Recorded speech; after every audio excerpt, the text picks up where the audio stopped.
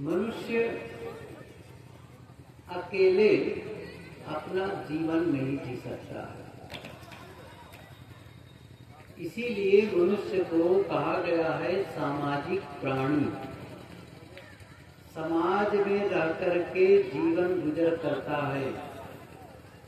वह समाज, परिवार या फिर गांव या फिर राष्ट्र, देश। आपको अकेले कहीं पहाड़ पर किसी जंगल में, जैसे जंगली जानवर रहते हैं, वैसा भेज दिया जाए तो वहाँ पर खाने की व्यवस्था, कपड़े की व्यवस्था, रहने की जगह की व्यवस्था या तो करनी पड़ेगी या फिर आपको जंगली जानवर की तरह रहना पड़ेगा। अच्छा, वो खाने की व्यवस्था हो जाएगी, कपड़े की भी व्यवस्था हो जाएगी मान लो, और रहने की जगह की भी, तो भी मनुष्य चाहिए जिनसे बातचीत कर सको, जिनसे आपस में प्रेम रख सको, एक दूसरे का आदर सम्मान हो सके। इसकी जरूरत पड़ती है। केवल भोजन से, केवल कपड़े से, केवल मकान से हमारा जीवन नहीं चलता। जीवन चलता है आपस के प्रेम से, आपस के विश्वास से, एक दूसरे के प्रति सम्मान का भाव होता है।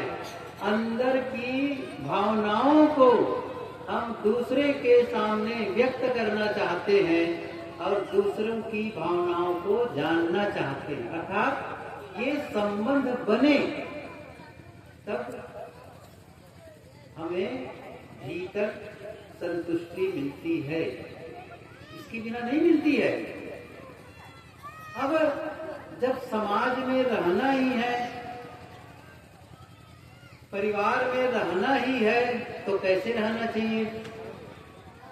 चाहे वह पति पत्नी का संबंध हो, पिता पुत्र का संबंध हो, सास बहू का संबंध हो, भाई भाई का संबंध हो, ननद भावज का संबंध हो।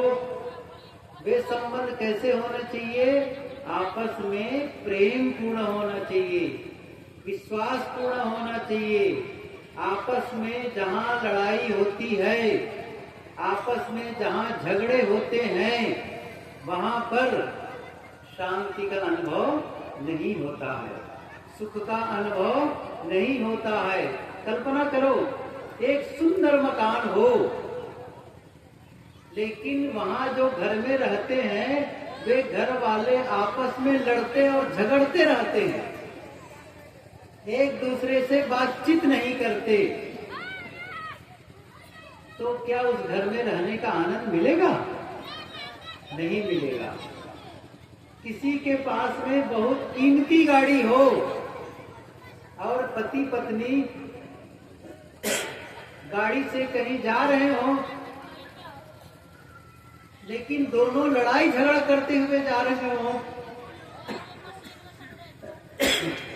गाड़ी में जाते जाते भी लड़ रहे हो, आपस में तू मैं हो रहा हो, तो उस गाड़ी का सुख मिलेगा? गाड़ी का सुख नहीं मिलेगा। शरीर में कीमती कपड़े हो, शरीर में गहने हो, सोने हो, चांदी के गहने हो, लेकिन मन दुखी है, आपस में लड़ाई झगड़ा है, पति पत्नी में बातचीत नहीं है, सास बहू में लड़ाई होती है, न वो कपड़े सुख देने वाले हैं, न वो गहना सुख देने वाला है, कुछ भी नहीं आएगा। इसलिए आपस के प्रेम पर ध्यान दो। लोग ध्यान किस पर देते? ज्यादा से ज्यादा धन बढ़े, ज्यादा से ज्यादा बड़ा मकान बने, अच्छी गाड़ी घर में आए, कीमती कपड़े हों, हमें दूसरे लोग जाने, हम विधायक बन जाएं, हम सांसद बन जाएं, हम मंत्री बन जाएं। सब बनना ठीक है, घर बनाना ठीक है, गाड़ी लेना भी ठीक है, लेकिन कब? जब आपस में परिवार में प्रेम हो, पति पत्नी का संबंध मधुर हो, भाई भाई का संबंध मधुर हो, तब अच्छे लगते हैं, सब अच्छे लगते हैं। फिर इसलिए क्या करना है, आपस के प्रेम को बनाए रखो। कैसे बनाए रखेंगे? देखो मैं एक बात बताऊं।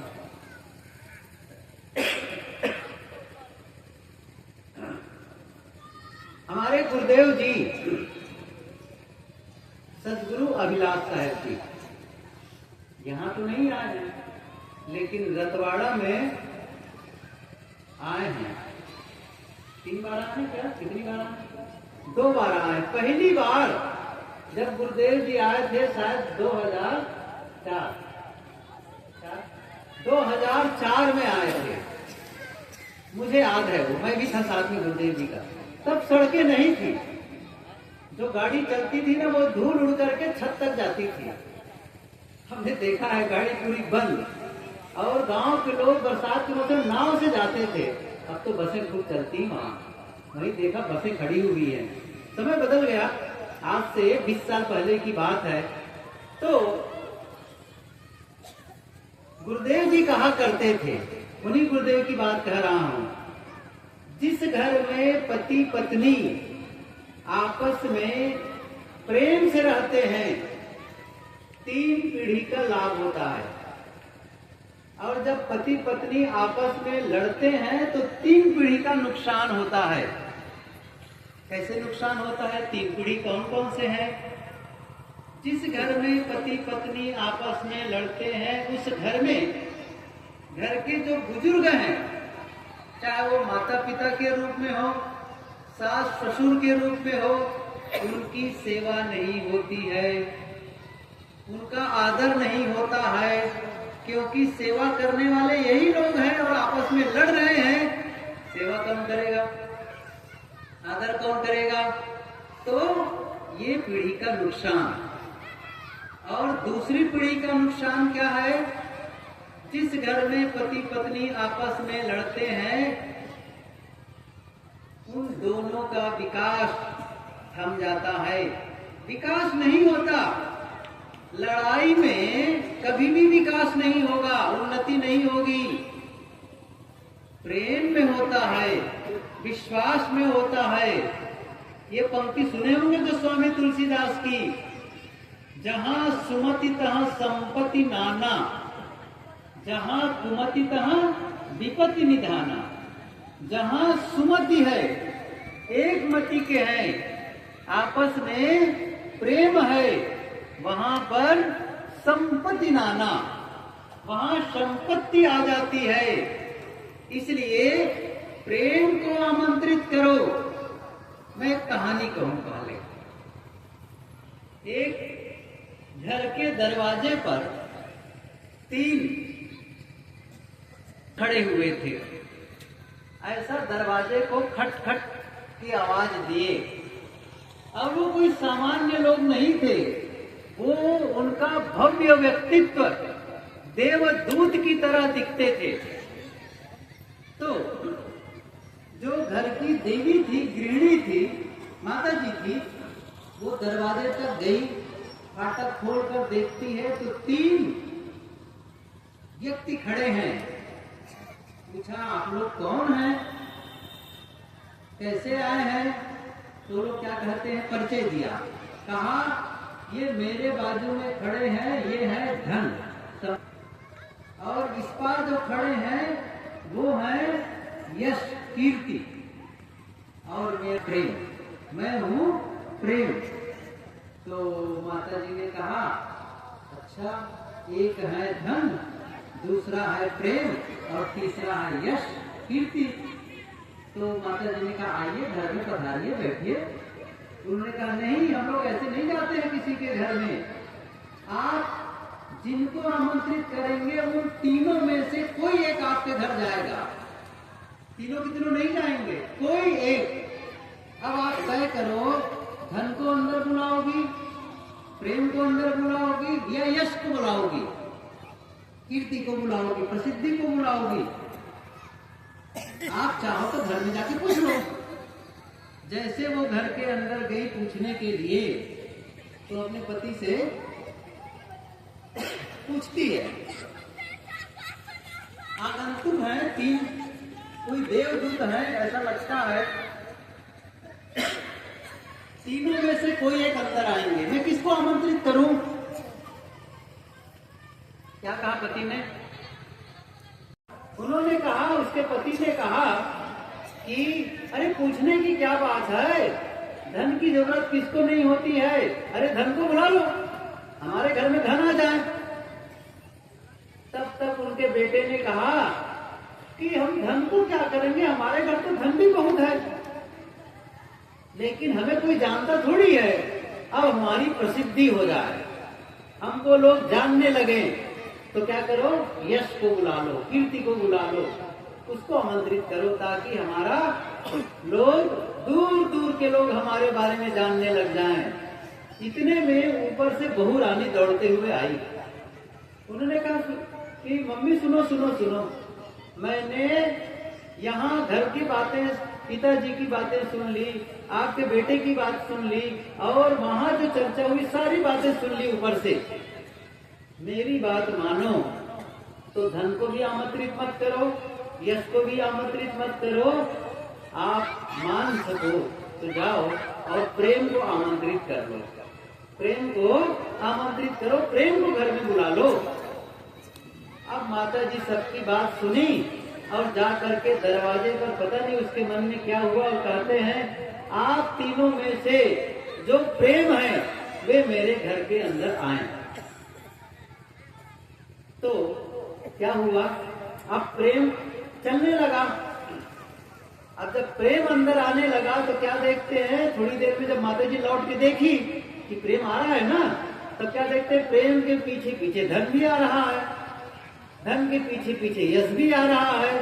माता जी ने कहा, अभी तो आप लोग कहते थे कि हम तीनों में से कोई एक आएगा, और आप अब तीनों आ रहे हैं। कहा देखो माता जी, यदि आप धन को आमंत्रित करते तो केवल धन आता, न प्रेम आता न यश आता। यदि आप यश को आमंत्रित करती, बुलाती घर के अंदर, केवल यश आता, न प्रेम आता न धन आता। क्योंकि आपने प्रेम को आमंत्रित किया है, तो जहां प्रेम होगा वहां धन आएगा, जहां प्रेम होगा वहां पर यश आएगा। इसलिए प्रेम के पीछे पीछे ये दोनों चलते हैं। मैं क्या बताना चाहता हूं कहानी से, आपस का जहां प्रेम होता है वहां पति पत्नी का विकास होता है, वो उन्नति करते हैं, और जहां आपस में लड़ते हैं वहां दोनों का विकास नहीं होता है। और तीसरी पीढ़ी, पहली पीढ़ी घर के बुजुर्ग जिनकी सेवा नहीं होती, दूसरी पीढ़ी दोनों का विकास नहीं होता, और तीसरी पीढ़ी है बच्चे, आने वाली पीढ़ी बच्चे। जब घर के छोटे बच्चे अपने माता पिता को लड़ते देखते हैं, अपने मम्मी पापा को लड़ते देखते हैं, तो सबसे बड़ी कठिनाई होती है उनको। क्या कठिनाई होती है, हम माँ का साथ दें कि पिता का साथ दें।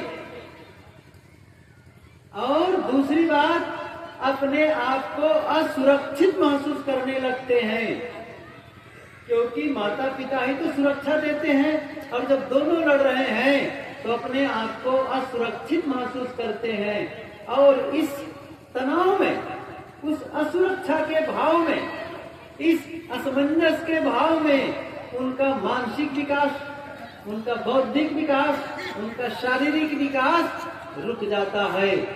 इसलिए यदि बच्चों का विकास करना चाहती हो, बच्चों का जीवन सुंदर बनाना चाहते हैं आप लोग, तो बच्चों के सामने आपस में लड़ाई झगड़ा न करो। समझ रहे मैं क्या कर रहा हूं?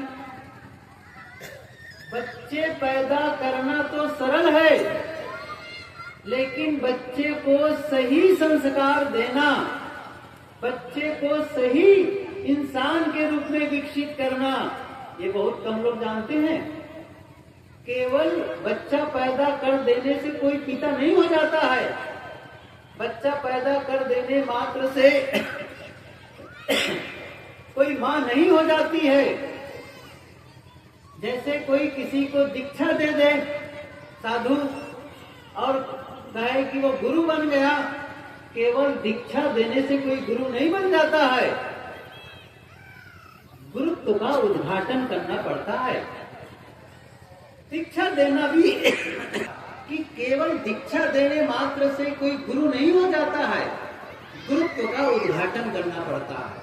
और गुरुत्व का उद्घाटन करने के लिए तपस्या करनी पड़ती है, साधना की गहराई में उतरनी पड़ती है।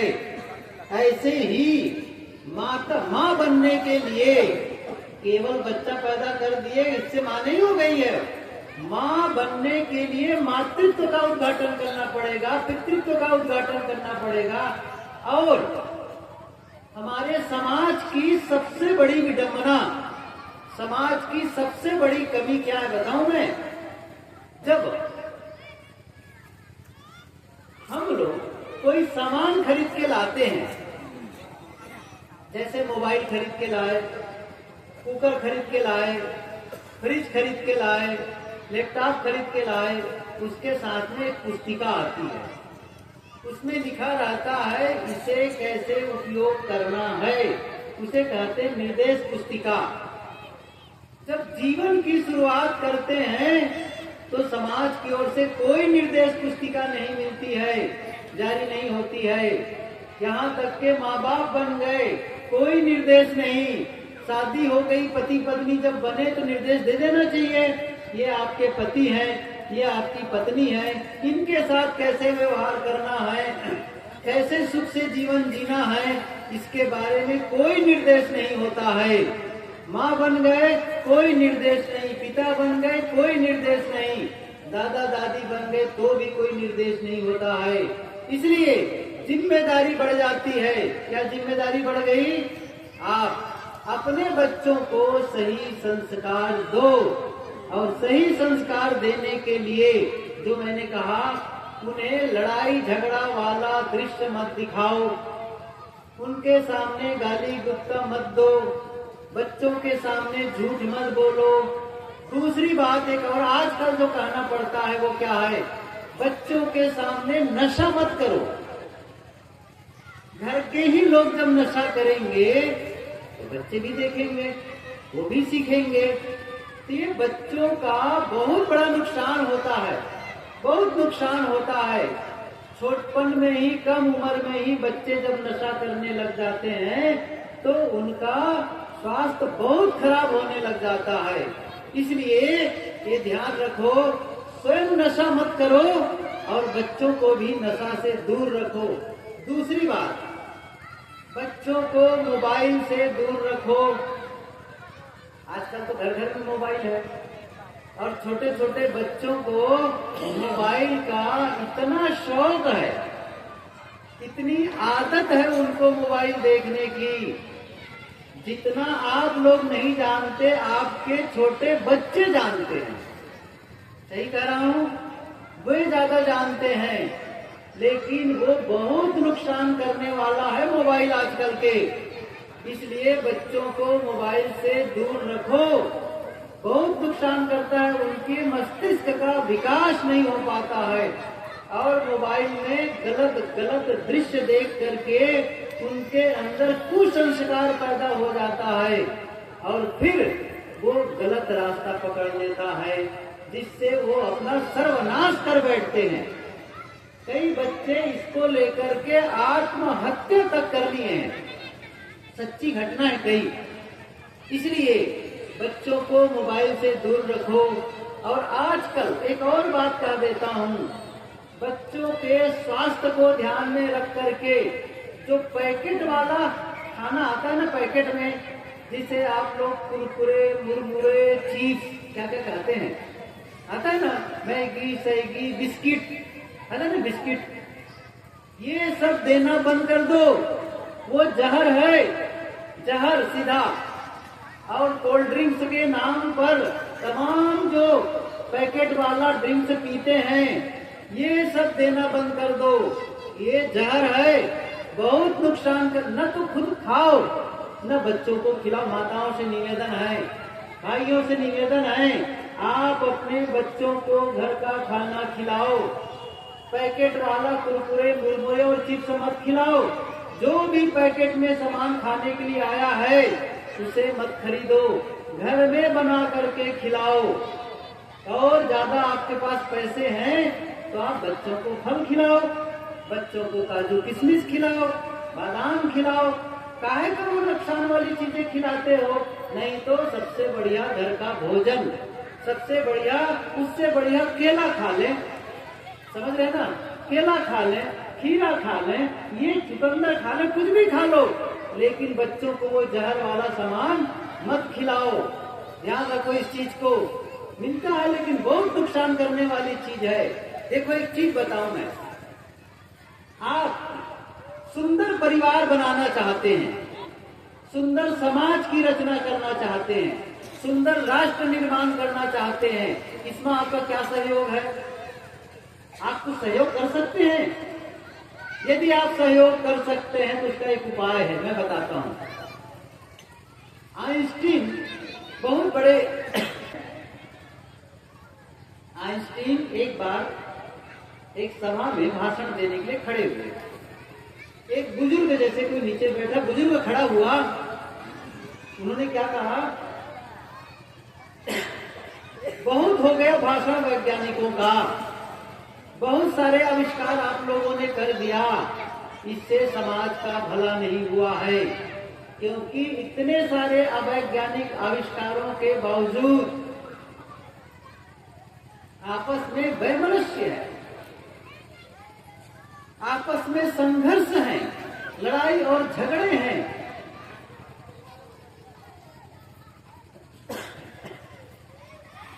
समाज में शांति की स्थापना हो, आपस में भाईचारे का वातावरण बने, ये कैसे हो, इसके बारे में बताइए। तो वैज्ञानिक जो आइंस्टीन था वो खड़े होकर क्या बोलते हैं, उन्होंने कहा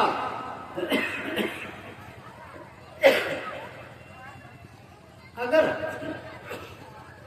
समाज में सुख शांति का वातावरण बनाना चाहते हो, एक सुंदर समाज की रचना करना चाहते हो, तो इसके लिए अच्छे इंसान पैदा किए जाएं। और अच्छा इंसान किसी प्रयोगशाला में नहीं बनते हैं। अच्छा इंसान आपके बीच आते हैं। वो बच्चा जो माँ के गर्भ में आता है, वहीं से शुरुआत होना चाहिए। बच्चे की शिक्षा कब से? गुरुदेव जी प्रश्न एक उत्तर बताया करते थे। एक ने प्रश्न किया, बच्चे की शिक्षा कब से प्रारंभ हो? उत्तर देने वाले ने क्या कहा, बच्चे के जन्म के 20 साल पहले से। समझ में आ रहा? मैंने क्या कहा, बच्चे के जन्म के 20 साल पहले से बच्चे की शिक्षा प्रारंभ हो जानी चाहिए। तो प्रश्न करने वाले ने कहा, जब बच्चा ही जन्म नहीं लिया तो शिक्षा कैसे दी जाए? उत्तर देने वाले ने कहा, जो युवक युवती जैसा बच्चा चाहते हैं वैसा जीवन 20 साल पहले से जीना शुरू कर दें। जैसा साचा होगा ईंट भी तो वैसी बनेगी। इसलिए जिसके अभी बच्चे नहीं आए हैं उन युवक युवतियों को चाहिए कि वो अपने जीवन को अभी से सुंदर बनाना शुरू कर दें, अभी से व्यसन मुक्त हो, फैशन से दूर रहें, अंधविश्वास से दूर रहें, लड़ाई झगड़े से दूर रहें। तब जाकर के देखो आप लोग ये मानेंगे कि चलो 20 साल पहले वाली बात न भी मानो, लेकिन ये तो मानोगे ना, जब बच्चा गर्भ में आता है तभी से उसकी शिक्षा प्रारंभ हो जाती है। कैसे? जब माँ भोजन करती है तो बच्चे के लिए भोजन हो जाता है। माँ जब श्वास लेती है तो बच्चे के लिए श्वास बन जाता है। माँ जब पानी पीती है तो बच्चे के लिए पानी पीना हो जाता है। ऐसे ही माँ जो सोचती है वो बच्चे का सोचना हो जाता है। माँ जो बोलती है वो बच्चे का बोलना हो जाता है, और जो माँ जो करती है वो संस्कार बच्चे के भीतर जाता है। इसीलिए हमारे भारतीय संस्कृति में एक कहावत है, परंपरा में, कि गर्भवती महिलाएं जहां हों उसके घर में एक साधु संतों के चित्र हों, तपस्वियों के चित्र हों, वीर सिपाहियों के चित्र हों, अच्छे महापुरुषों के चित्र हों। लेकिन आजकल तो चित्र महापुरुषों के नहीं है। किसके हैं? नाच गान करने वाले, है ना? जो नाचने गाने वाले हैं उनका चित्र, अश्लील चित्र रखे हुए हैं। गलत है, वो देख करके भीतर जा रहा है। माताओं को चाहिए, जिन माताओं को गर्भ में जब बच्चे होते हैं तो क्या करना है? आप लोग का समय पूरा हो गया होगा तो आपके तो बच्चे हैं, आपके तो बेटी हैं, आपके घर में बेटी है, उनको शिक्षा दो इस चीज की। क्या शिक्षा देना है? जब बच्चे आपके पेट में आए तब टीवी में लड़ाई झगड़ा वाला दृश्य मत देखो, मार काट वाला लड़ाई दृश्य मत देखो, अश्लील दृश्य मत देखो, मोबाइल में भी मत देखो, क्योंकि जो देखोगे भीतर जाएगा। ये हमेशा ध्यान रखो। हमारे एक साथी संत एक बार एक भक्त के घर बैठे थे। कुछ माताएं बैठी हुई थी, बातचीत कर रही थी। उतने में एक माता का बच्चा आ गया, 8-9 साल का बच्चा रहा। वो लड़ते हरदम बांध करते करते वहां हुदम मचाने लगा। उसकी माँ ने कहा, साहब जी ये बच्चा बहुत परेशान करता है मुझे, मैं बहुत परेशान हूँ, हर समय लड़ाई झगड़ा ढुसुम किया करता है, मैं कैसे इसको संभालूं? तो हमारे संत ने क्या कहा, अच्छा ये बताओ, जब ये बच्चा गर्भ में था तब क्या करती थी आप? उसने कहा, घर में खाली रहती थी और मेरा मन टीवी देखने का बहुत होता था। अच्छा, तो टीवी में क्या देखती थी? टीवी में मैं सिनेमा बहुत देखती थी। अच्छा, कौन सा सिनेमा देखती थी? उन्होंने क्या कहा, 16 फिल्म को 16 बार देखी हूँ। मेरी बात समझ आ रही है? क्या कहा? 16 फिल्म को 16 बार देखी हो जब बच्चा गर्भ में था। अब 16 फिल्म को जो माँ 16 बार देखे और बच्चा अंदर में है गर्भ में, तो बाहर निकल के क्या वो ओम नमः शिवाय का जप करेगा? वही ढुसुम करेगा, वही लड़ाई झगड़ा ही तो करेगा। आप अंदर में क्या संस्कार दे रहे हैं? मैं क्या कर रहा हूँ?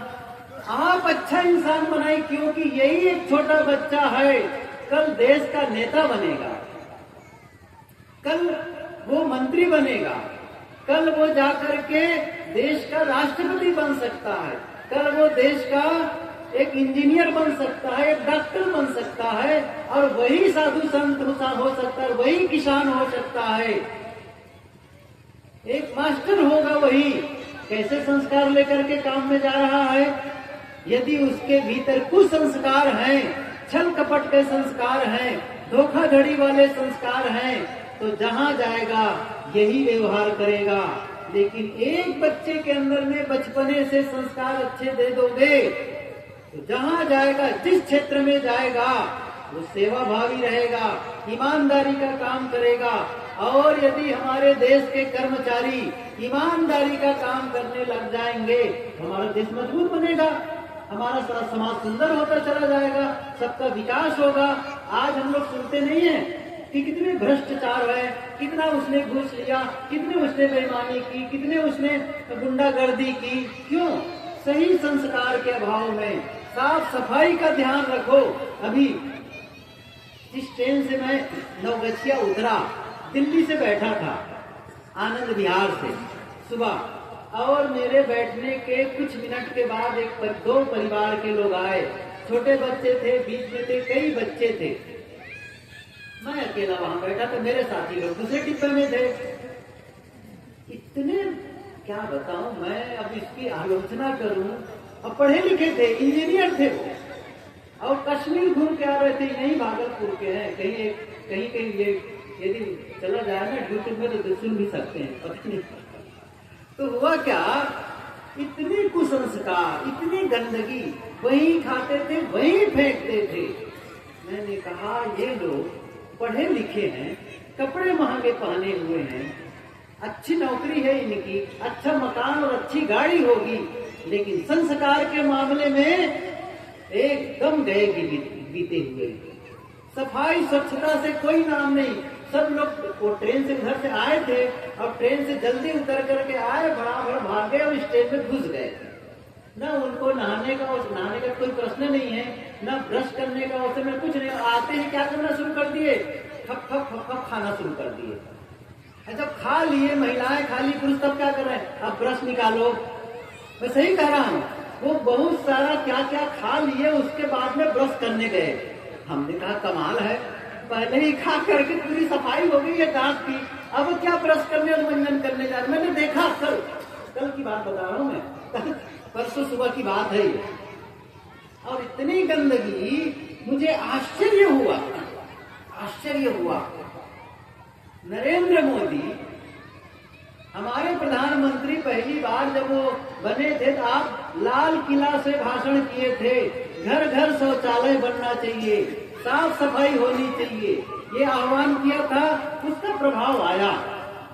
कम से कम मैं इसी बिहार में, हम लोग आज से 30 साल पहले गुरुदेव जी के साथ आते थे, तब न सड़कें मिलती थी, न ये बिजली मिलती थी, सब कुछ बढ़िया होता चला गया, बाहर शौचालय के लिए जाना पड़ता था। लेकिन आज घर में अच्छे शौचालय, बढ़िया बाथरूम, कहीं तो शुरुआत हुई है, सफाई गांव-गांव में होने लग गई है।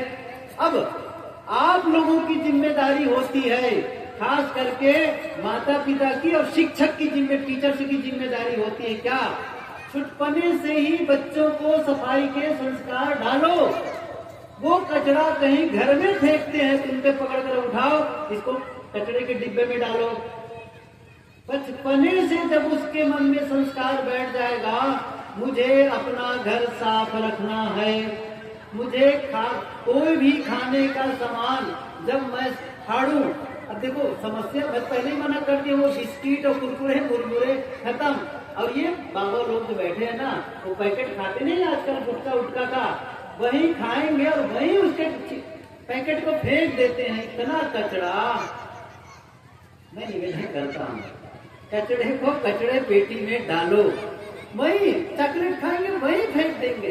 कितनी अशिष्टता, कितनी बेहूदगी है ये जीवन की, सफाई की।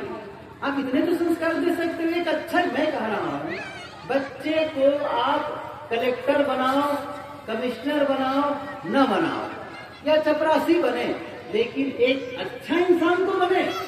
यदि वो अच्छा इंसान होगा तो चपरासी रहकर भी सम्मान पाएगा, ये समझ लो आप। लेकिन यदि उसके संस्कार अच्छे नहीं हैं, बड़े पोस्ट में जाकर के लोग उसकी आलोचना करेंगे। वो बहुत गंदा अफसर था, बहुत घूस लेने वाला अफसर था, बहुत बेईमान, यही तो कहेंगे, कभी उनकी प्रशंसा नहीं होगी। इसलिए एक सुंदर राष्ट्र निर्माण करना है तो 2-3 बातें मैंने क्या क्या कही। आपस का प्रेम, क्या करना है, आपस में प्रेम से रहो, एक दूसरे के दोष को मत देखो, एक दूसरे की अच्छाइयों को देखो। देखो गलतियां सब में है, एक सूत्र याद रखो आप लोग, चलते चलते सूत्र याद रखो। क्या, हम सब में गलती जब हो जाती है, हमसे कोई भी गलती हो जाती है, हम क्या चाहते हैं, ये ध्यान रखो। क्या चाहते हैं गलती होने पर? हम चाहते हैं मेरी गलती हो गई है, अब मेरी गलती पर लोग क्षमा कर दे, यही तो चाहते हैं ना। मेरी गलती को क्षमा कर दे और मेरी गलती किसी को न बताई जाए, यही तो है हमारी इच्छा। अब दूसरे की गलती हो गई हो तो वो क्या चाहता है, वो भी तो वही चाहता है। आपको क्या करना चाहिए, दूसरे की गलती को क्षमा कर देनी चाहिए, अपनी गलती होने पर क्षमा मांग लेनी चाहिए। ये आदत डाल लो। क्या कहा, आदत डाल लो। अपनी गलती होने पर क्षमा मांग लो, दूसरे की गलती होने पर क्षमा कर दो। और क्षमा आपको कब मिलेगी, जब दूसरे की गलती को क्षमा करोगे, अर्थात जब आप क्षमा करके क्षमा की बीज बो दोगे, तब आपको अपनी गलती पर क्षमा मिलने वाली है। हमारी आदत क्या है? मेरी गलती पर क्षमा मिले लेकिन दूसरे की गलती पर सजा मिले। ये आदत गलत है। हमें क्या करना है? अब गलती किसी से भी हो सकती है। देखो एक बात बताऊं, यदि पिता और पुत्र हैं, सास और बहू हैं, पति और पत्नी हैं, मान लो बहू सास की गलती हो गई, बहू के साथ में सास की गलती हो गई, तो सास का काम है बहू से क्षमा मांग ले। पति से गलती हो गई तो पत्नी से क्षमा मांग ले। पिता से गलती हो गई तो पुत्र से क्षमा मांग ले। यदि पुत्र से गलती हो गई तो पिता से क्षमा मांग ले। क्षमा मांगने से आप छोटे नहीं हो जाएंगे। सुने आपने सुने वो पंक्ति, क्षमा बड़न को चाहिए, छोटन को उत्पात। और क्षमा करता कौन है? क्षमा मांगता कौन है? जो विनम्र होता है, जिसमें रिश्ते निभाने की काबिलियत होती है। आगे बढ़ के मैं कह रहा हूं एक वाक्य, आगे बढ़कर क्या, कभी कभी रिश्तों में प्रेम बनाए रखने के लिए, रिश्तों में आपस में रिश्ते को बनाए रखने के लिए गलती नहीं होने पर भी क्षमा मांग लेनी चाहिए। इसको कान खोल के सुन लो, मैं कह रहा हूं उसको। क्या कहा मैं? गलती नहीं होने पर भी क्षमा मांग लो, क्योंकि जब गलती होती दोनों तरफ से अकड़े रहते हैं। मैं क्यों क्षमा मांगू? ये लोग कहते मैं क्यों क्षमा मांगू, गलती उनकी है, वो सॉरी बोले, वो क्षमा मांगे। चिंता मत करो, वो नहीं समझ रहा है ना, तुम तो समझदार हो। क्या करना है? वो न समझे, गलती पता है उनकी गलती है, पता है, इसके बावजूद कहो मेरे से गलती हो गई, मुझे क्षमा कर दो। वो भी ढीला पड़ जाएगा। उनको पता है कि मेरी गलती है, इसके बावजूद क्यों? आपस के रिश्ते बहुत अच्छे बन जाएंगे। गलती का विश्लेषण करना, गलती की व्याख्या करना कोई महत्व का नहीं रखता है। इसलिए गलती नहीं होने पर भी क्षमा मांग लो। मैं एक कहानी कहूं और समाप्त करूं। ये कहानी सब कुछ बयां कर देने वाली है। एक साधक था, जैसे हमारे छब्बू साहब है ना, छब्बू दास जी, वो गृहस्थ था, वो गृहस्थ था, लेकिन फिर भी साधक था। साधक इसलिए कहता हूं मैं, क्योंकि साधना करना केवल साधुओं के लिए नहीं है।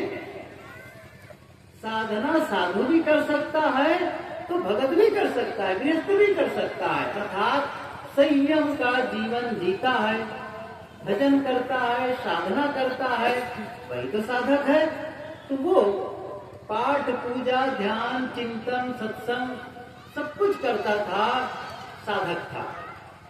लेकिन उसकी एक बेटी थी, दामाद था।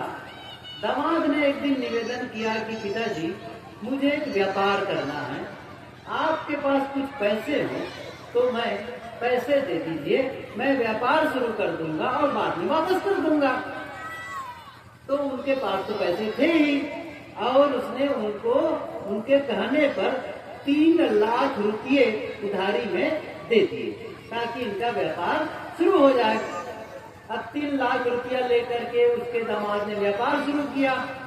व्यापार बढ़ता चला गया, व्यापार बढ़ता चला गया, पैसे की आमदनी होने लगी, लेकिन अपने ससुर को पैसा लौटाने का नाम नहीं दिया। यही होता है ना, ससुर ही तो है, कोई अलग थोड़ी है। अब वो पैसा नहीं लौटा रहा है। साल बीते, 2 साल, 3 साल, 4 साल, 5 साल। अब क्या होगा? अब उसने पैसा मांगा कि पैसा हो जाएगा तो दे दूंगा, बाद में दे दूंगा, वो टालता रहा।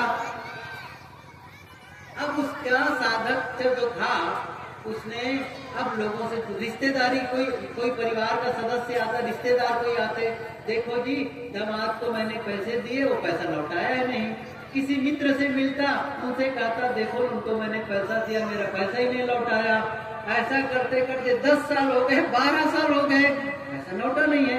अब ये जो साधक था, जब वो ध्यान में बैठता तब वही बात आने लगती थी। परेशान, इसने कहा मेरा पैसा तो गया ही गया, मेरी साधना भी चौपट हो रही है, मैं क्या करूं? अपने गुरुजी के पास गया। गुरुजी, मैं तो बहुत परेशान हूँ। परेशान इसलिए हूँ कि मेरी साधना ही खराब हो रही है। क्या हुआ है?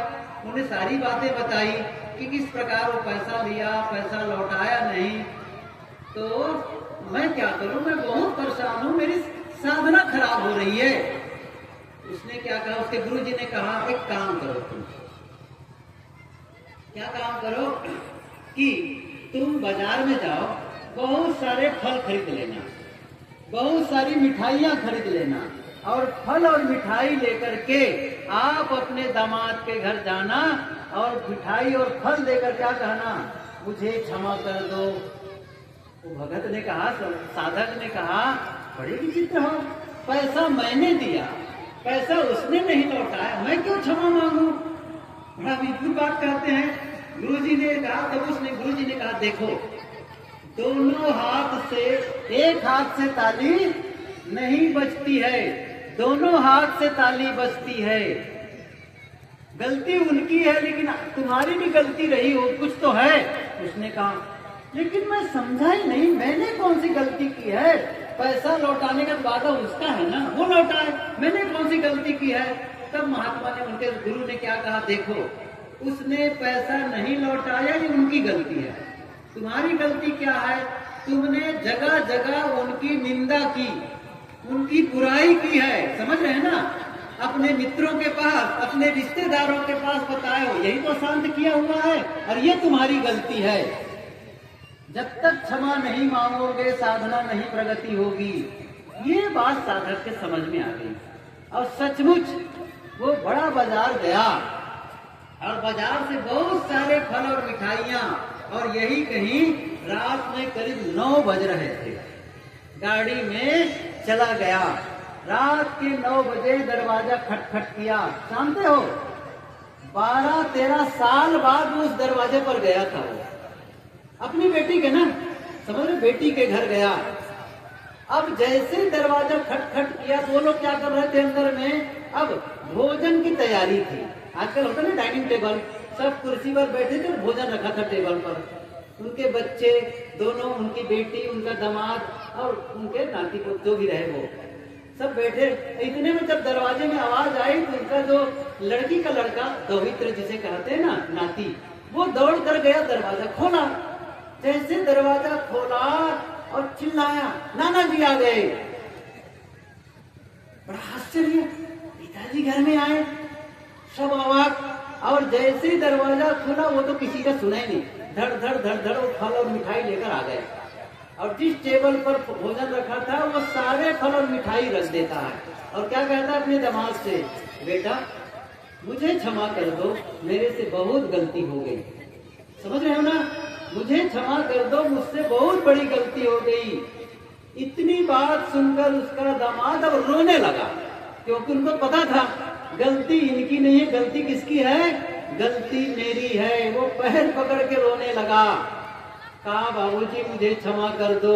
उसने उसको उठा करके गले लगाया, और दोनों आपस में गले लग करके रोते रहे। और जब दोनों अलग हुए, अब बेटी की बारी थी, क्योंकि बेटी 12 साल के बाद अपने पिता से मिली है। वो भी गले लग करके रोने लगी, और बहुत जब रोने लगी, इसी बीच में उसका दामाद घर के अंदर गया, कमरे में अलमारी खोला और 3 लाख रुपये निकाल करके कहा, पिताजी ये सारे पैसे आप रख लीजिए। अब उस साधक ने क्या कहा, ये सुनने जैसा है। उन्होंने कहा, बेटा आज मैं इस कौड़ी के लिए नहीं आया हूं, और जिसके लिए आया था मुझे मिल गया। मिल करके मुझे कितना राहत महसूस हो रहा है, कितना हल्का महसूस हो रहा है, ये मैं जानता हूँ। ये मुझे अब नहीं चाहिए।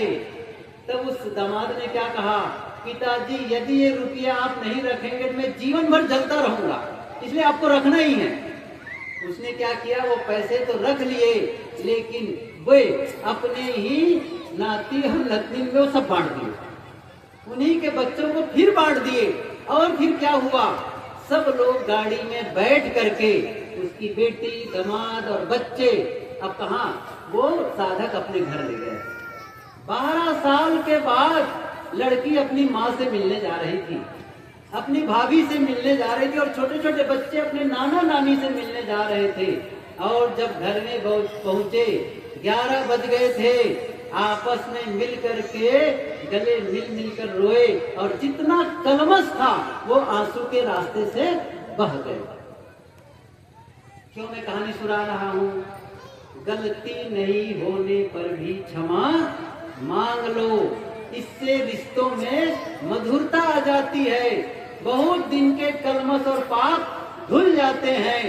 आपस का प्रेम महत्वपूर्ण है, धन महत्वपूर्ण नहीं है। गुरुदेव जी कहते थे धन धन नहीं है, जन धन है। इसलिए मनुष्यों को धन मानो। आपके घर में पति है, पत्नी है, भाई है, भाभी है, सास है, बहू है, वो धन है। ये घर मकान तो आते और जाते हैं। यदि आपस का प्रेम बना रहेगा तो फिर मकान बन जाएगा, फिर कपड़े आ जाएंगे, फिर गहने आ जाएंगे। इसलिए आपस के प्रेम को बनाए रखना है, एक दूसरे की गलतियों को क्षमा कर देनी है, अपनी गलती पर क्षमा मांग लेनी है। ये जब होते, दोष मत देखो, सब में गलतियां, दोष नहीं, गुणों को देखो। दूसरों के गुण को देख करके बातें करो, तब जाकर के आपस का प्रेम बढ़ता है। मेरा निवेदन है आपस के प्रेम को बढ़ाओ, विश्वास को बढ़ाओ, विकास करो, तभी जीवन सुखमय होगा।